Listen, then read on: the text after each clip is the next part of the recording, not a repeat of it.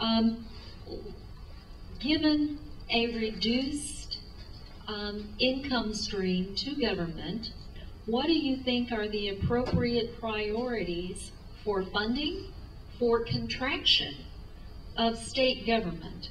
And could you explain your reasoning? That's me, right? I think it is. Well, the state constitution says the number one priority of state government is to provide suitable funding for K through 12 education. So I think that's where it starts. And you got to restore that funding before you talk about anything else.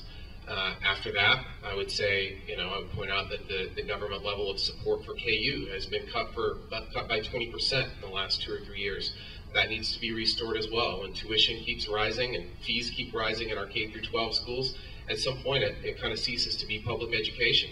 I think that is a huge job of the state government, support for K through 12 and higher education. Also, we need to be taking care of our most vulnerable citizens. There are people, as I just said, with disabilities, 6,000 to 7,000 people now on the waiting list who are not getting the services they needed, that the federal government is looking at that under the Americans with Disabilities Act.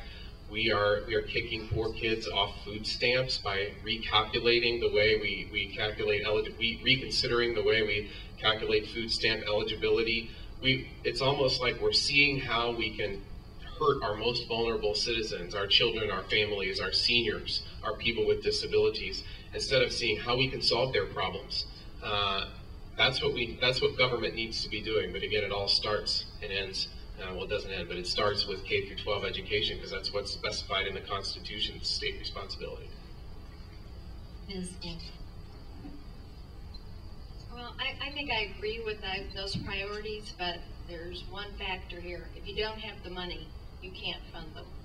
And this is not just a Republican issue or a Democrat issue. I mean, I've been there 7 years. We haven't had money for at least, I think when Governor Parkinson came in, that's exactly the reason we had to institute a 1-cent sales tax. If you don't have the money, you can't fund it. So what do?